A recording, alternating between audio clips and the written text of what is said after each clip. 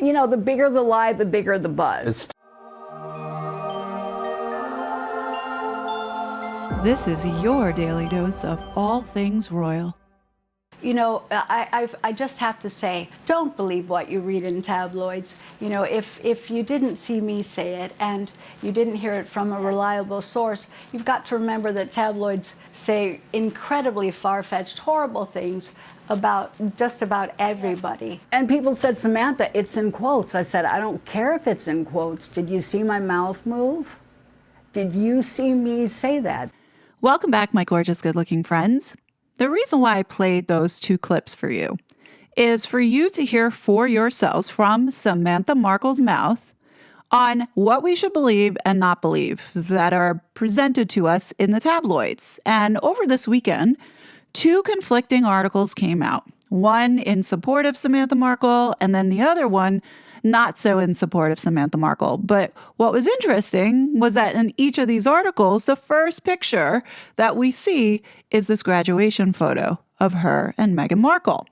Now, I don't know if these two articles were put out in order to counter the videos that have been made, not only by myself, but also by Our Recollections May Vary, pertaining to some inconsistencies.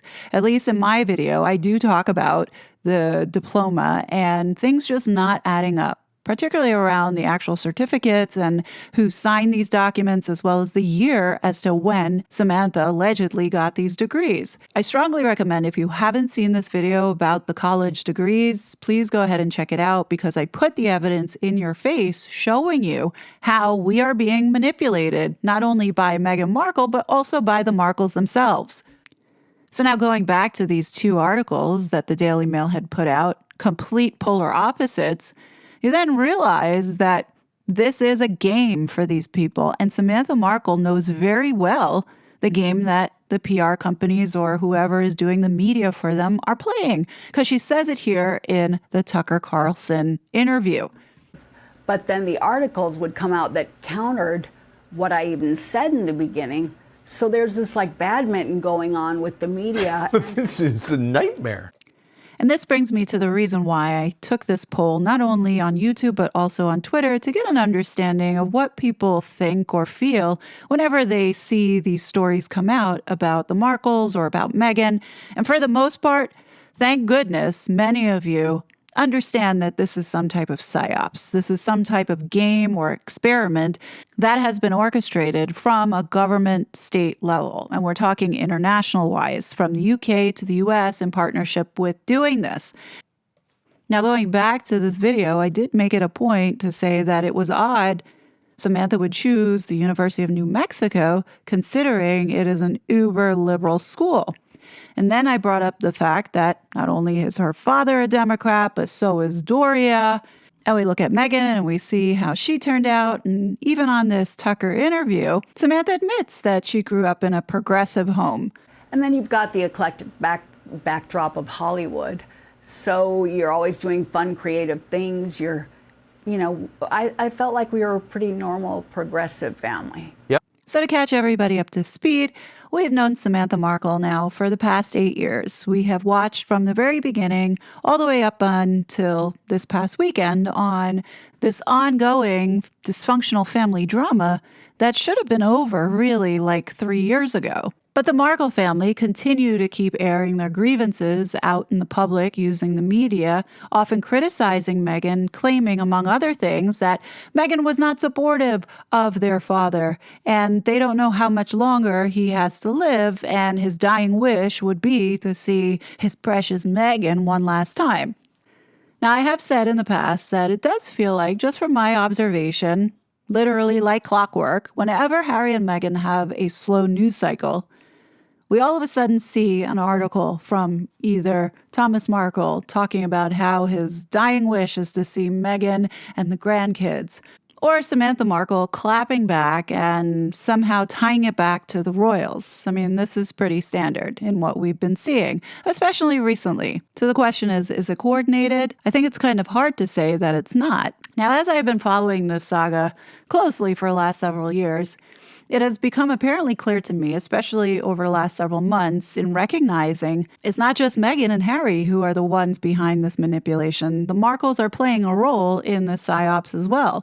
Now, don't kid yourself if you think that they're not, because I'm going to show you in a second. Now, even though these two women may appear to be on total opposite ends of the political spectrum, one sister being on the progressive left, while the other one is, allegedly on the conservative right, both of them are coming at controlling information in the media space from different angles, but pushing for the same exact thing, which is this regulation, which is giving up your privacy online. Here is Samantha back in 2019.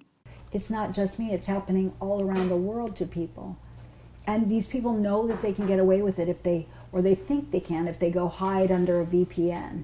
Hey, they won't know my ISP if I do this through a VPN. So it makes it harder for law enforcement to get them. So one of the things that Twitter and Facebook and Instagram and others can do to help law enforcement and help keep their participants safe, biometrics. If you get on your computer to sign in, you're using face recognition or your fingerprint or your ID. Is that a violation of freedom and privacy? Hell no, because they're out there violating others' freedom and privacy to the extent of criminal acts. Now, I understand the position that Samantha's trying to make here, coming from a place of someone who has been targeted and cyberbullied by these anonymous trolls, making the case as to why it's a good idea for everybody to give up their anonymity by disclosing who they are, whether it be signing on with biometrics or IP addresses. So now this is where the psychology of playing opposition comes into play. So Samantha is coming from a position of her being the one who is getting attacked, and those that are watching this interview most likely support Samantha. Either they understand what she has been telling everybody, or they themselves have been victims of the Sussex Squad and cyberbullying. So in that moment in time, many people could be saying, yeah, that's a great idea. I know what this feels like. I'm watching Samantha go through it. And yeah, maybe social media platforms should be asking for biometrics. Maybe we need to know the identity of people online. I mean, have you noticed that those that are making the suggestions on solutions are really the ones behind the scenes causing the problem? I think it's a terrible idea to require people to give their biometrics or facial data in order to get online. Terrible idea. Not only are we succumbing to a level of surveillance, understand that the people that are going to be in receipt of your data, you don't know who they are. Look at what just happened with COVID. Look at what just happened as a result of Elon Musk buying over Twitter. And we find out that our governments have been colluding with the social media companies and taking down political opponents. No, I'm sorry, Samantha, but I think it's a terrible idea because you're inviting and opening the door to people abusing that information. Now, we do have cyber stalking laws here in the United States. Samantha does confirm that Florida has some really robust laws that they do enforce. And obviously, these laws are designed to look at if the so-called harasser is jeopardizing somebody's physical safety, as well as the physical safety of those around this person that's being harassed. Now, I do think if you have been found guilty of cyber stalking or cyber terrorism, cyber harassment, or cyber crimes, then absolutely the platform should know who you are. Similar to like sex offenders, I think the same type of database and protocol should be carried over in order to mitigate any type of repeat offense. But in this case, the way that Samantha is approaching this is taking her experience or the experience that she's telling us that she's having as a consequence to fake news and the labels that get applied when aggregate news goes viral. Just like Meghan and Harry, the Markles also have their own self-inflicted war with the media. In order to show you what I mean by that, we have to go back to the very beginning. On October 30th, 2016, the darkest day in history, the Sunday Express breaks the news that Harry is dating this D-list actress, Meghan Markle. Now, I think it's really important that people understand the dates surrounding the events that followed once this announcement was made. The article that kicked this all off with Samantha was published on November 1st. Now, confirmed in Samantha's book that she did do this interview with The Sun, the article says Samantha last night told of her upbringing with Meghan and confirmed she has been dating Harry for 3 months. So now let's put our common sense hat on, because at the time when all of this unfolded, we sort of lost that. Being, if Samantha spoke and had this interview the night before, that would make it October 31st. Remember, I told you this announcement was made on October 30th, so not even 24 hours have passed, and Samantha is with the Sun newspaper giving an interview when initially we were made to think, per her book, that the paparazzi or the journalists had been calling her nonstop and she was trying to call Meg and Meg wasn't getting back to her.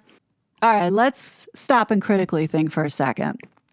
Does anybody believe that once this news had been announced on October 30th, that within less than 24 hours, the UK media found Samantha Markle, validated that it was Samantha Markle, and The Sun had locked in the first interview of the Markle family? It hadn't even been 24 hours since this announcement was made, and Samantha has already have an interview on the books? Now, I want you to stay with that thought, because in 2020, Samantha Markle went on to this podcast, I think it's an Australian podcast, Fifi, Fev, and Nick. And this is what she said. Hey, Sam, just one more quick one. Have you ever been told by any royals to keep quiet about the princess and prince? No, actually, at the beginning of all this, there was this sort of like, Harry had made a comment to my dad, don't speak because they'll tear you apart. But I don't see that Meghan and Harry have been too worried about that. They've been, doing the red carpet thing and being very outspoken. So apparently they're not that worried about the media tearing them apart. And we were told that someone would come and sort of brief us on handling the media. Nobody ever came. And at that point, we were defending ourselves against misperceptions. And it wasn't really about cashing in. It was like, hey, those tabloids and this media is saying this, we're going to set the record straight. And then it became, really defending family integrity of the sources say stuff. Well, when sources say, it means there is no source.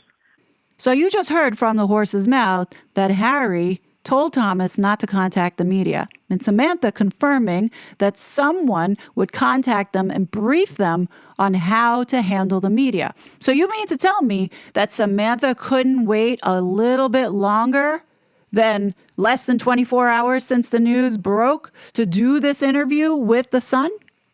Looking at this title, Princess Pushy, now I'll give Samantha the benefit of the doubt that she didn't put that title on there, that it was The Sun that gave that spin and put that label. But recognize that from that moment on November 1st, it had always been about the media and spinning fake news and putting these labels on the family. It's certainly not going to wash if you're going to say that the palace never contacted us when you didn't actually give time for the palace to contact you or even Meghan to call you back, because less than 24 hours, you already had a signed deal with the Sun newspaper to do this interview.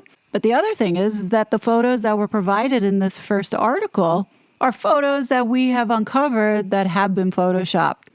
So considering that there was a lack of a reasonable time frame for a normal person who doesn't deal with the media, as so in the beginning that we were made to believe, less than 24 hours to have this all set up doesn't wash anymore.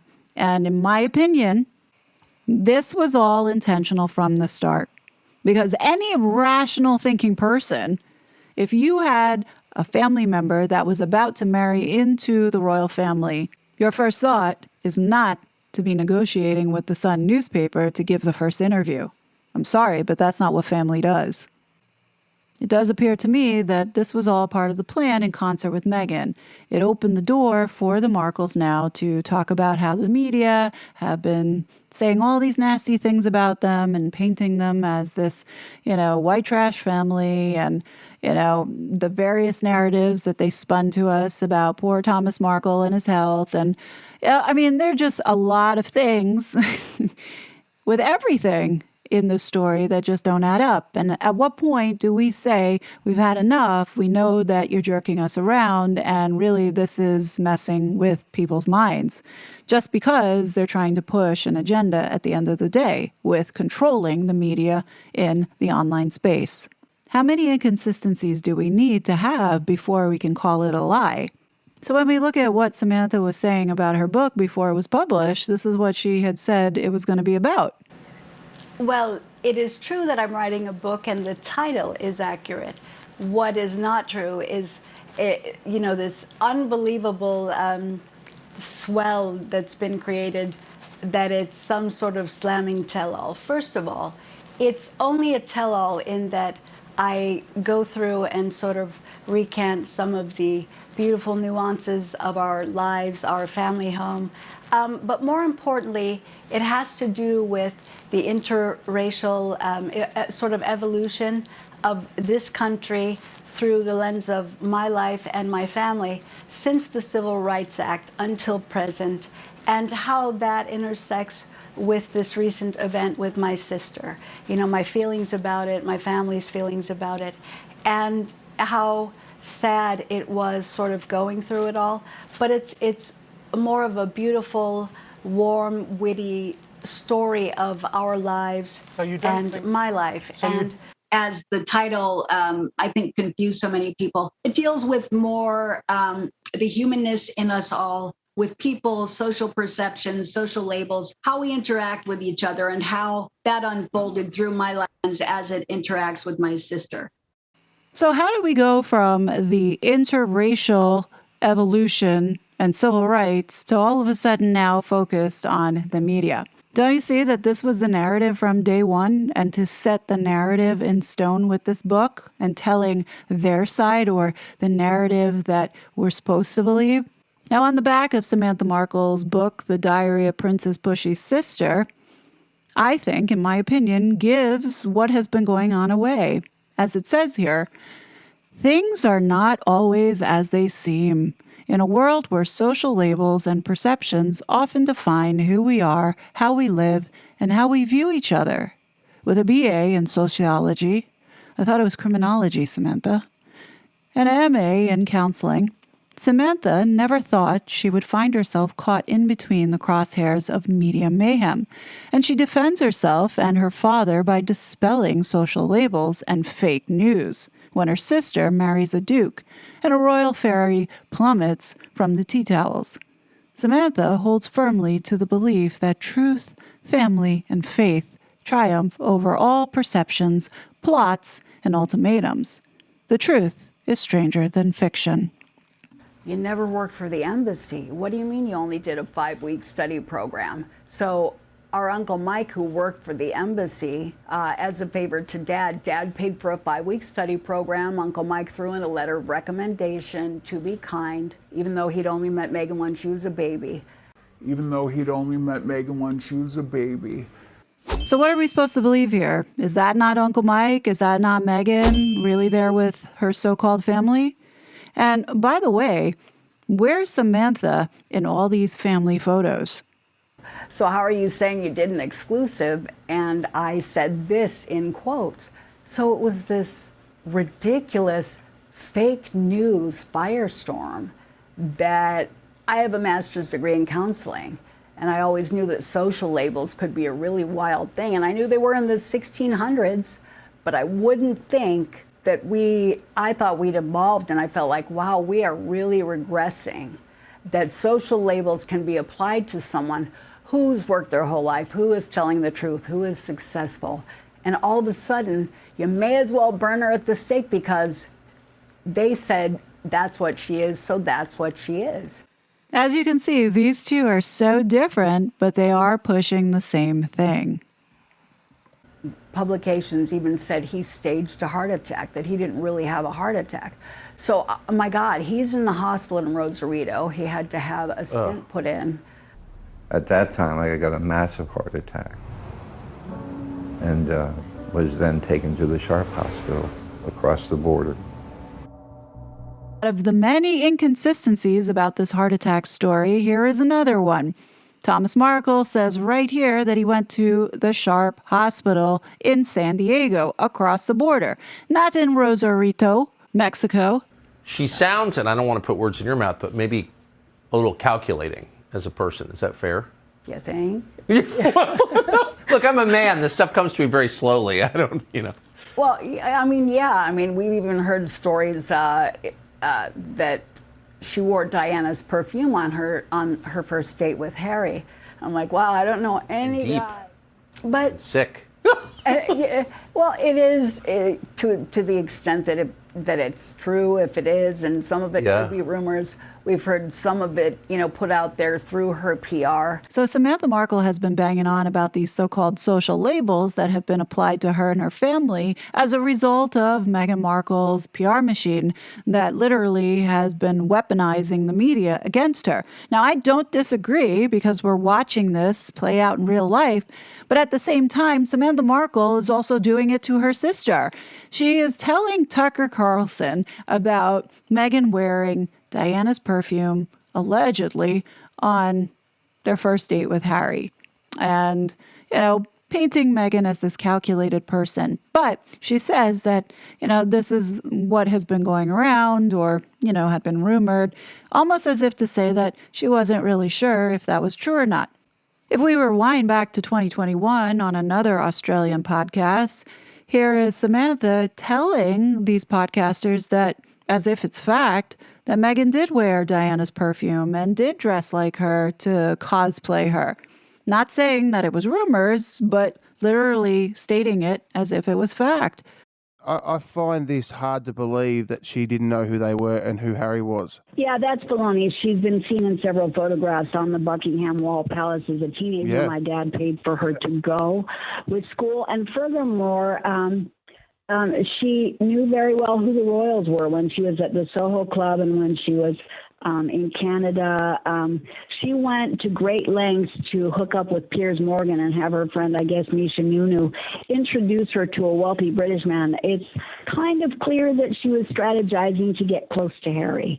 She knew a lot about Diana. Even Nikki Pretty talked about the fact that she idolized Diana. In fact, Meghan went to great lengths to study Diana, to mimic her clothing, to mimic her body language, and to wear Diana's perfume on their first date. Don't tell me that my sister didn't know who Harry was. Yeah, it's bizarre. You think she thinks she's Diana? Last night I got that feeling that she... So I've got two more questions for you. What have you learned about the media? I never knew that. I mean, I know that PR is paid by politicians and celebrities, but I naively at one point believed that the puff pieces out there are what PR is for. Yes, to make yes. it look good, and I didn't know there was another ugly elbow rubbing side to it. That I have a really hard time believing this, all because Samantha has openly stated on several occasions that she has spent a majority of her career in broadcasting. So you would know what the media is doing and how they spin things, because if you're in broadcasting, that's the place for the fake news to be spun. Back in 2019, she sounded quite knowledgeable as to how this all worked. suddenly it's all about, oh, you must want attention. Well, I worked in broadcasting for a long time. I'm 54. I don't need attention. And your reaction to the news spreading across the world that you were the target of the investigation for things you said about your sister versus what actually is happening. Well, and I think that's really important too, because there is a problem with aggregate news. I understand that journalists and bloggers get so busy, and a lot of them, you know, there's often on one side of, you know, the coin, there is paid PR that spins things, but there's also aggregate news error that happens when they see fragments of information. They don't have a lot of time to pop the stories out, and they just copy them verbatim, maybe with extra words, and spin it a little bit more, and suddenly the victim becomes the suspect. Lie about all And that. people know when you're lying, and over time they always come out, and people don't like liars. They're not comfortable around them. Such a fraud.